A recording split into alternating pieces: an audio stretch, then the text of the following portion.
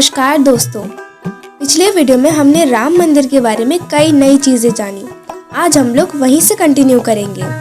ये video part 2 है, तो अगर आपने पार्ट 1 नहीं देखा है तो आप उसे देख लीजिए, वरना चीज़ों को समझने में थोड़ी दिक्कत आ जाएगी। कहते हैं कि भगवान श्री राम के जल समाधि लेने के पश्चात अयोध्या कुछ काल के लिए उजड़ सी हो गई थी, लेकिन उनकी जन्मभूमि पर बना महल वैसा का वैसा ही था। भगवान श्री राम के पुत्र कुश ने एक बार पुनः राजधानी अयोध्या को पुनर्निर्माण कराया। इस निर्माण के बाद सूर्य वंश की अगली 44 पीढ़ियां तक इसका अस्तित्व आखिरी राजा महाराजा बृहदल तक अपने चरम पर रहा। कौशल राज बृहदल की मृत्यु महाभारत युद्ध में अभिमन्यु के हाथों हुई थी।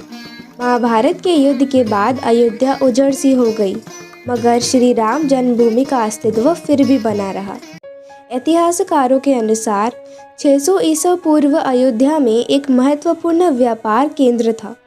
इस स्थान को अंतर्राष्ट्रीय पहचान 5वीं शताब्दी में ईसा पूर्व के दौरान तब मिली, जबकि यह एक प्रमुख बौद्ध केंद्र के रूप में विकसित हुआ। कहते हैं कि चीनी भिक्षु फा हियान ने देखा कि कई बौद्ध मठों का रिकॉर्ड रखा गया है।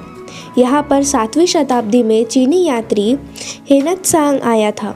उसके अनुसार यहाँ 20 बौद्ध मंदिर थे तथा 3000 भिक्षु रहते थे, और यहाँ हिंदुओं का एक प्रमुख और भव्य मंदिर भी था, जहाँ रोज़ हज़ारों की संख्या में लोग दर्शन करने आते थे।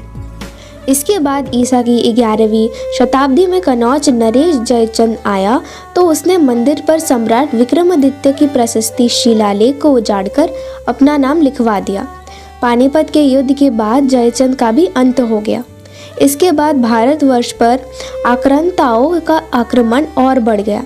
आक्रमणकारियों ने काशी मथुरा के साथ ही अयोध्या में भी लूटपाट और पुजारी की हत्या कर मूर्तियां तोड़ने का क्रम जारी रखा, लेकिन 14वीं सदी तक वे अयोध्या में राम मंदिर को तोड़ने में सफल नहीं हो पाए। विभिन्न आक्रमणों के बाद भी सभी झंझावातों को झेलते हुए श्री राम की जन्मभूमि पर बना भव्य मंदिर 14वीं शताब्दी तक बचा रहा।